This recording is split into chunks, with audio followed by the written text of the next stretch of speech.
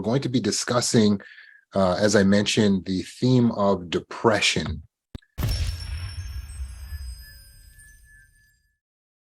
You may have been told by experts that you cannot hope to be cured from your depression. You may have been told that you have a disease or a brain abnormality, that there is simply no hope for you to actually recover from, but you will just have to cope. And you'll have to try to manage and just deal with this for the rest of your life. But I have good news for you. Depression is something that you can lift out of. In fact, many of you, by learning the tools tonight, will be able to do these exercises in this very night and lift yourself out of depression. And of course, if you need help, that's what myself and the other therapists who are trained by me are here for. So we're happy to help you and assist you in your journey of recovery. But depression isn't a life sentence. There was a meeting that we were having. It was a Wednesday meeting just like this, and a woman came into the meeting and she was distressed. It turned out that she was going through something very serious in her life. In fact, the state had come and taken her child away from her because she had had a mental health crisis. So when she had a mental health breakdown, it was deemed that she was no longer fit to take care of her child, and they took her child away. This was absolutely devastating for her, obviously. For us just hearing it, who were here in that group session that night, we were shaken up. And I thought, this sounds like a very difficult case to take on, because her depression is so well justified. And so I took the case immediately, and I insisted that she reach out to me so that we could work together. In our first session together, we measured her depression on a scale of 0 to 4, 4 being the highest, and she indicated that her depression was indeed at a 4. So we worked together through this session, and we worked through the tools, and by the end of the session, she indicated that her depression was at a 1. We had not brought her son back home. So why is it that despite us not changing the situation, she was able to go from the highest level depression down to very low depression, to actually feel better, to have it at a manageable state? How is that actually possible? Well, the tools that we're using are very powerful because we're actually addressing the cause of depression. Now, figuring out the cause of depression is not easy. You can go online right now, go to Google and say, what's the cause of depression? And there is no definitive answer. You might get the causes of depression are unknown. That's what I was told when I was a child. You might read that there are various causes to depression, and then they'll go through a list of things such as biological differences, brain chemistry, hormones, inherited traits. And on WebMD, it says that depression is a very complex disease. So when you hear all of that, it can be a tad overwhelming and discouraging even, because it sounds like this is a pretty permanent situation. But depression does not need to be permanent. In fact, we can be experiencing a very serious situation in our life and still not have to be depressed through the situation, including the loss of a loved one. We could have mother, father, sister, aunt, uncle, all suffered from depression. And it doesn't actually mean we have to suffer from depression. We can still come out of it. We could have had it ever since we were a child. And you can still do a session with a therapist that's trained by me and experience relief. But how is this possible? Isn't it a very serious illness? It absolutely is a serious illness. Depression is deadly. And if you're alive while you have it, it's leading to all types of other health concerns. Depression hurts you in every area of your life. It brings down your physical health. It brings down your financial health. It brings down your relationships. It is very serious. And it is to be taken very seriously. That being the case, then, why is it that in such a short amount of time we're able to help a person to come out, to lift out of their depressive state? And why is it that these tools will help you so that you're able to lift your own self out of a depressive state? Well, it's because we're going to the actual root of the problem. The root of the depression is actually not biological differences. The root of the depression is actually not your brain chemistry. The root of the depression is actually not your hormonal imbalance. The root of the depression is actually not inherited traits. All of these things do play a part in the depression, but it is not the root cause of the feeling, of the sensation of depression. Would you like to know what the root cause of your depression is? In order to understand this, you're going to have to expand your mind with the knowledge of how our emotional system actually works. You see, because our emotional system is a gift that's grafted into our being in the metaphysical, very similar to how the nervous system is grafted into our physical being. Your nervous system allows you to feel and to experience the physical world and interact with the physical world in a way that both brings you pleasure and keeps you safe. You see, because pain, physical pain, is a sensation that you feel through the nervous system, sending impulses to the brain instantaneously to keep you safe. That's what pain is for. Pain is actually not there just to make you suffer. Pain keeps you safe, right? So if your hand is on a stove, what happens? What happens? Slow it down. What actually happened in that moment? When your hand was on that stove, the nerve endings, right, send a immediate electrical impulse to the brain that says, pull back, pull hand away right now.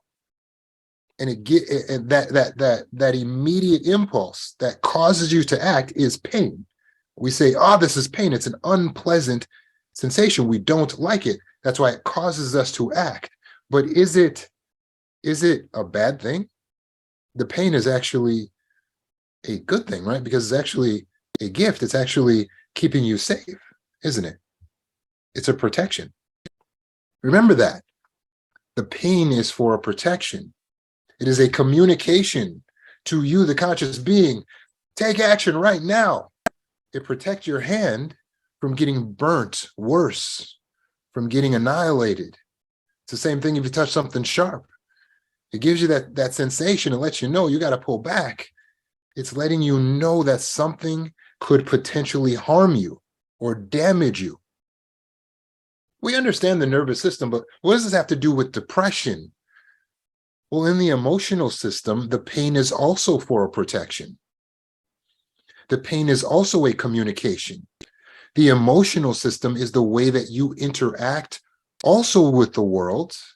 You have sensations, but in the metaphysical sense, there's just a fancy term of saying beyond what you can see with your actual eyes. We are now going beyond the physical body into the metaphysical, which is the energy realm. And in the energy realm, you have what?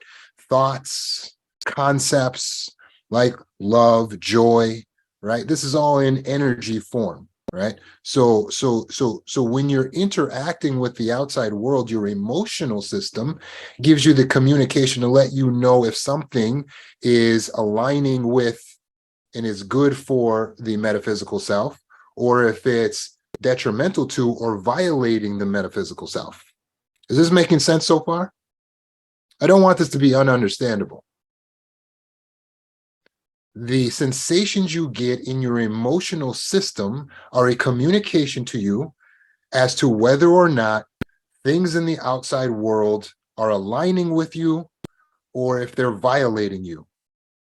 Well, what exactly is the metaphysical self? It's just your values, just who you are, the concepts of who you are on the inside. And that is made up of your values, Your values are what you find to be important, what you believe in, right? And so that's why when you walk down the street and you see a really cute kitten, if you're a person who values cuteness, who values kitties, who likes animals, then you go, "Aw," and you get that positive emotional sensation. Why? Because something in your reality, you have perceived it to align with your values. If you're a person who does not value kittens, does not value cuteness, you will see a kitten and you will feel nothing because you don't value it. You see, your emotional system indicates to you when something is aligning with the values or when something is violating the values. If someone values safety, the lives of other people, their well-being, if they witness a car accident, they will feel very anxious. They will, "Oh my gosh, oh my gosh, oh my gosh." They just saw two cars collide. Another person could stand right next to them, witness the same accident, and feel no anxiety, no panic. It could be that they don't value other people. They are not concerned about the well-being and the safety of others, and they can just keep on walking like nothing happened. Why can we have different reactions to the same thing? Because we're different people, and we are different people because we have different values. It all hinges on your value systems, and this is important to understanding depression, because the pain is a communication that something is violating the values. The first person who was panicked at seeing the car accident is panicked because her values are being violated. She is witnessing a violation of her values, of what she believes in. And that's why she's getting the sensation. Is that making sense? When we get the sensation of depression, it is because we are perceiving something in our reality is unacceptable. It is violating our values. It is a violation to our metaphysical self. And we feel powerless to be able to change it. Those are the two components that predicate depression. When you perceive that something is unacceptable and you feel powerless to be able to change it, it won't be the same for everyone. Please understand that. You may feel depressed by being abused by a spouse. You may feel depressed by losing a loved one. You may feel depressed by climate change or starvation in Africa.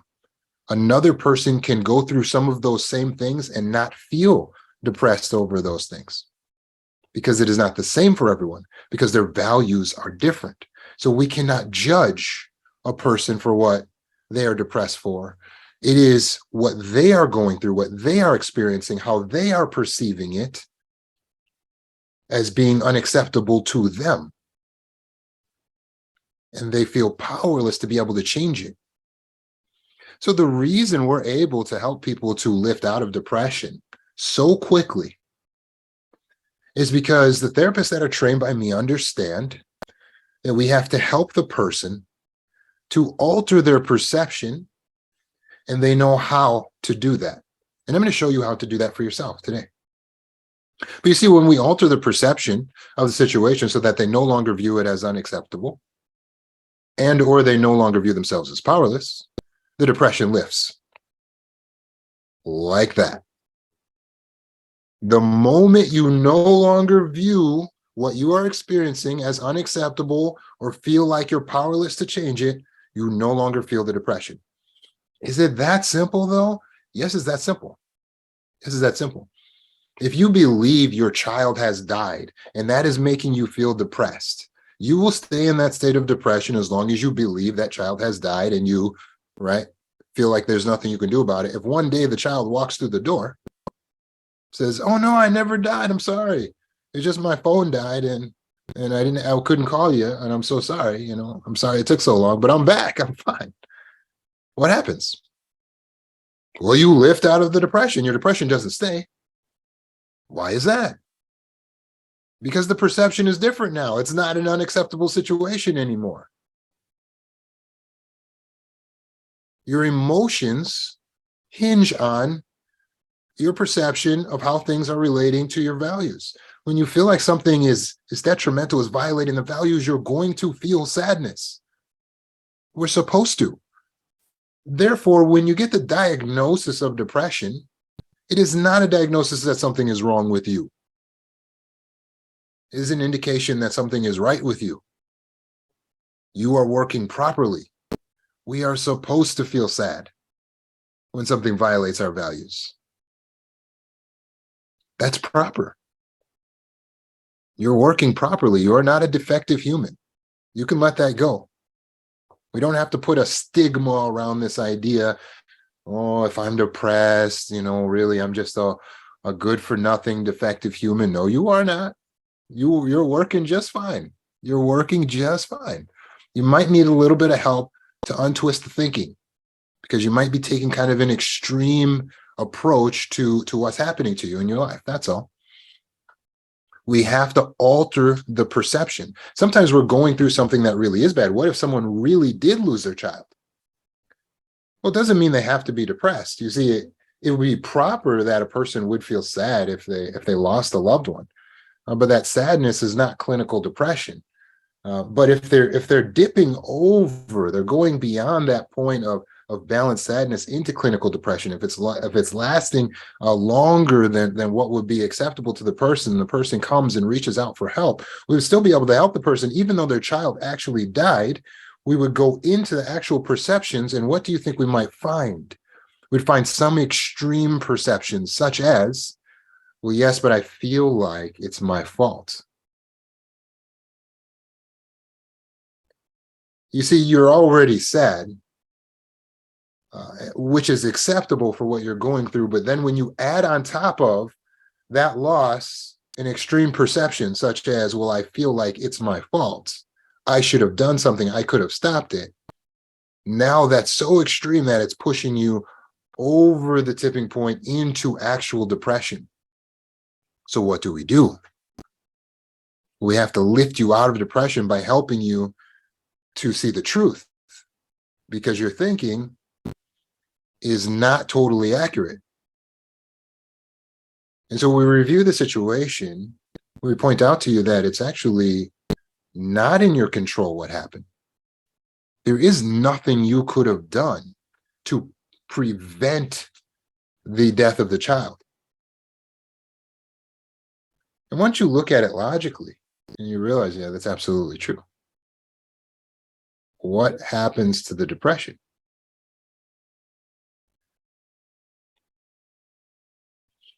You're no longer depressed. You may continue to feel that appropriate sadness for the loss, or you're able to lift out of the depression by changing the perception. Does that mean that depression is just fake? It's not a big deal? No, it's very real. It's very real. Your body is releasing an imbalanced amount of chemicals. The chemicals that get released are released by a subconscious system, a system in your subconscious mind that allows the chemicals to fit the situation so that you're feeling sensations based on what's happening in your perceived reality. It's very real. And it's a crushing pain to get the toxic cortisol levels in the bloodstream. It's crushing. You don't feel like you want to do anything. You don't feel motivated. You don't feel like you can get up. So it's very real. The thing is, it's all running on a system that we can hack. We can tap into that system and do some adjustments. And it's the system of your perceptions. So how can you do this personally? How can you actually sit down and deal with your personal depression? How can you actually get in there and find where there's something that you can do to actually overcome the depression, to actually cure yourself of your depression? Well, I'm going to give you the tools right now. And the tool I want you to learn is the JOT method. It stands for Journaling Organizes Thoughts. So what you do is you take your pen and you put a line right down the middle of the page. On the left-hand side of the page, you're going to write down what are the top one or maybe two things that are really driving, really fueling this feeling of depression today. It may be different tomorrow, but we'll deal today with what's really fueling it today. We'll save the right-hand side of the paper because the right-hand side is where we're going to put the new way of thinking. But the first step of the JAP method is to really identify, to stop, to write down what it is that's really troubling us. Maybe you'll do that right now if you're going through depression. You want to write down on the page what's really bothering you. The next step is to drop down and go deep into the subconscious mind. You can do this by asking yourself two basic questions or a variation of these two questions. And that is, why does that bother me so much? And why is this so important to me? Why does this sadden me so much? And why is this so important to me? And then you're going to write down the answer to that. Just come right from your subconscious mind, whatever the answer is. Why does it bother you so much? Why is it so important to you? Now, the answer you come up with may start to reveal some thinking that is imbalanced. But if we still haven't revealed it yet, we may have to go deeper. So to go deeper, you're going to ask the question again to your same answer. And you're going to ask again, now, why does that bother me so much? Or why is that so important to me? And then you'll write down your answer again. You may have to do this 2 or 3 times. You have to go deep into your subconscious mind to really understand why it is that this situation is troubling you so deeply, so that you can identify where your thinking might be going astray, where you might be having an extreme thought, where you might be imbalanced in your thinking, where you might be thinking according to something maybe you learned in childhood. So therefore, this is actually childish thinking. And once you find the childish thought, you just circle that. And this is going to be your pivot point. You're simply going to raise this issue using this childish thought in a role play. The next step is for you to pretend that you are a mother or a father or a counselor or a minister. You want to put yourself in a wise position of someone who would give advice. You want to pretend that this is your friend or your child, your son or your daughter who's coming to you with a similar problem, and they have a similar situation to you. And then you want to have that conversation between you and your child or the person who came to you, and expose that childish thought. What now will come out is going to be some wisdom. And you're going to write down the wise thoughts right there on the right-hand side of the page. When you adopt this wise way of thinking written on the right-hand side of the page, your depression will lift. In order to make sure that this really works for you, you can test your depression at the beginning on a scale of 0 to 4, and then test it at the end. And you'll see that there was a drop in how depressed you felt once you adopted the new wiser way of thinking on the right-hand side of the page. Now I'd like to demonstrate a little bit more about how to do this with an actual example. But hopefully you understand that by using this tool, what we're doing is taking you out of the emotional mind, which is mainly your brainstem, your amygdala, and we're awakening the prefrontal cortex, which is the mind we use to talk to other people about their problems. So the role play helps you to get it out of it being a personal issue for you and put you into the seat of the wise counselor, which you have the ability to do because many of you actually are moms and dads and teachers and ministers and counselors. So you have the ability to help others. So now you use this tool to help someone else, and you suspend your belief that it's all your problem and you're going through it for a moment.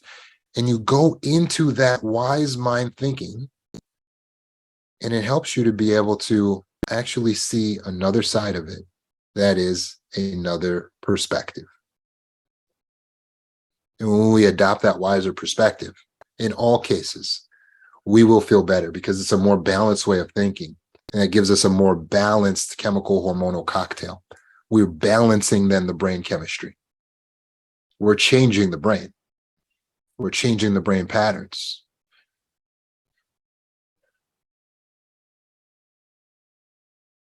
You have the power to do this. So let's take an example. Maybe someone can throw an example in the chat of a scenario that someone may be feeling depressed about.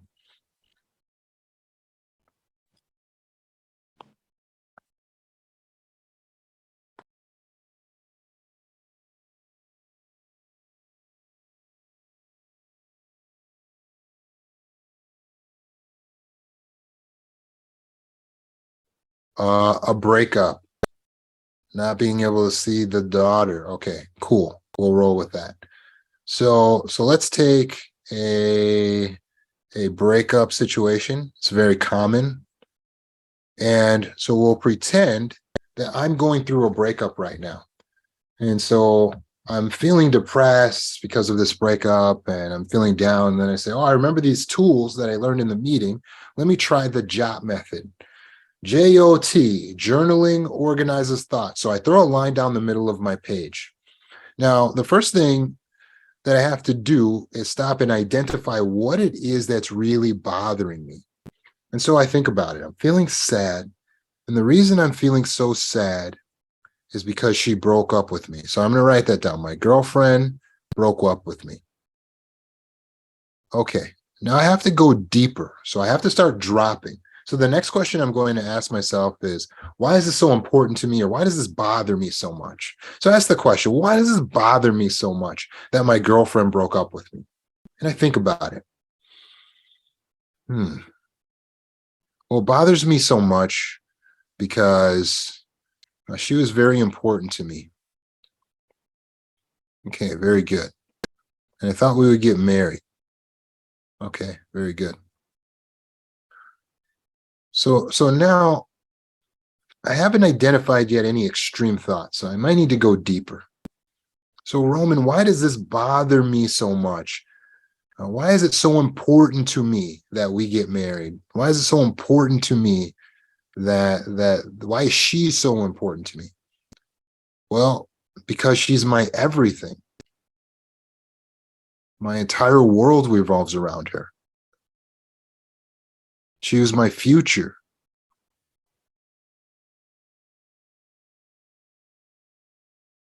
Now, even as I'm writing this, I start to realize, hey, I might have identified an extreme perception here. My girlfriend is my everything. Now, measured against logic, should a girlfriend be your everything? Your everything? No. Actually, a spouse is not supposed to be your everything. In fact, you're likely to repel them if you put too much emphasis on them, because humans don't like to be gods. Humans like to be humans. Girlfriends like to just be your girlfriend. They don't want to be your everything. So I'm noticing some extreme thinking here. She's my world. Same thing. She's my whole future. Yeah, I got my extreme thought here. So now I'm ready to go over to the other side of the paper and start the role-playing process. So in this case, excuse me, I decide I'm going to pretend I'm a father. And I'm going to pretend I have a son, and he's a little bit older now, and he's coming to me for some advice. And he says to me, Dad, I'm really sad because my girlfriend broke up with me. And I guess what's really causing the sadness is, to me, she was my everything. She was my world. She was my future. What would I say to my son if he told me that? I would say to him, son, I understand you're sad. That shows that you're a loving person. That shows that you truly loved her. But please recognize she was not your everything. That's imbalanced. You have so much more than just her. You have your family, you have your friends, you have potential, you have skills, you have abilities, you have your intelligence, you have an unlimited potential that you can tap into, son. Your responsibility in this world is not just to care for a woman. Your responsibility in this world is to tap into that potential and to do something that's going to make your creator proud. Are you working on your purpose? You're right. You're right, Dad. I need to be focused on my purpose right now. And as I do that, something switches inside of me. When I adopt that new way of thinking, there's a little switch inside of me that goes from where I was down in the dumps to, oh, wow, I'm actually supposed to be working on something right now. I got something to do. What happens here? What my dad infused me with was a concept of powerfulness. You have the ability to work on your purpose. You have potential. You have these things. He refocused me on what I truly had. So even though I do view the situation as unacceptable, since she's not my whole world, it's not as unacceptable anymore. So that goes down. And now that I'm focused on my purpose, I'm not as powerless anymore. When I kept viewing her leaving, then I was just focused on how powerless I was in the situation because I can't control what she does. And I'm focused on how unacceptable it is because she was my everything, right? But now in this example, I was able to pull my mind into where my power is, which immediately helps me to feel more focused, helps me to feel better. And that's needed because I need to get some things done, like going to the gym, exercising, right? And as I'm moving my body and I'm exercising, that also helps with depression, doesn't it? Sure does. And what about working and making money?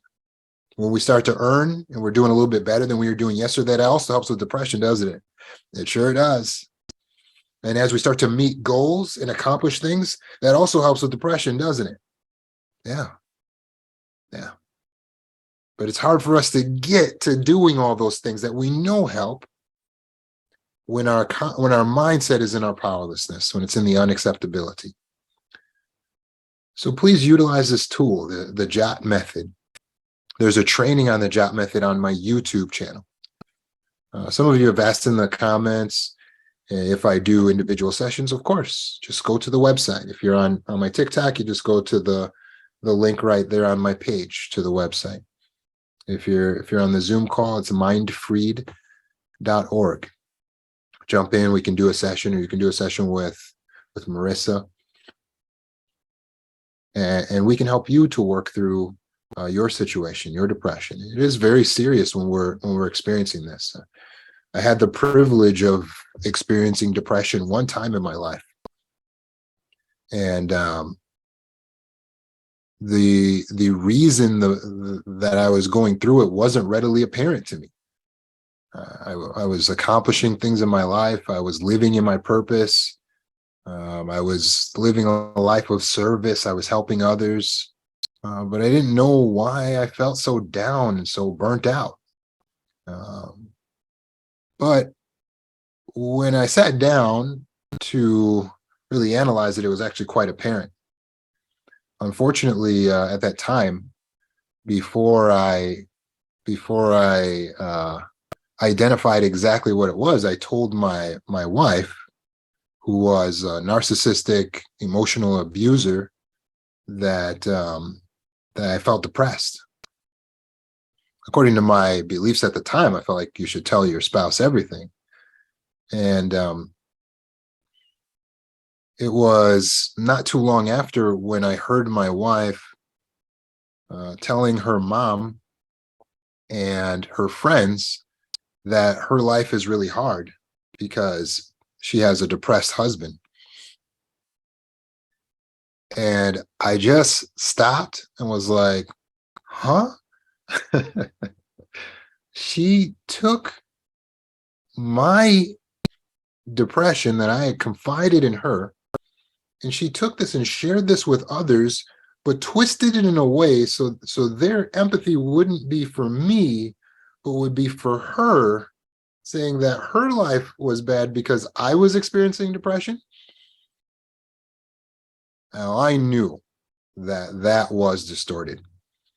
And it was at that moment that I snapped out of my depression. Now, how was that?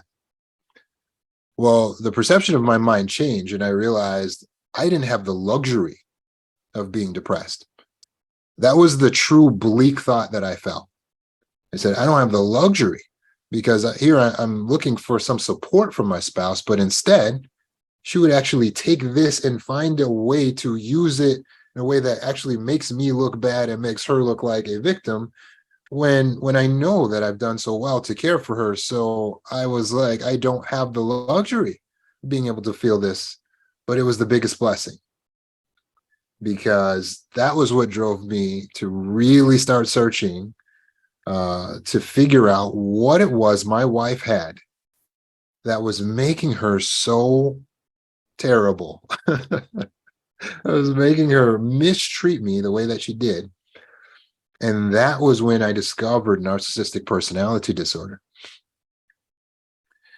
And it was not easy to find because there's not always clear descriptions of how this manifests, especially in women. But when I found one site that described what it looks like in a woman, is a perfect description of my wife, I felt so much relief. It explained so much. I was sad to see there wasn't a cure for it. But I observed my wife over the next several years, and eventually God made a way out of that marriage. And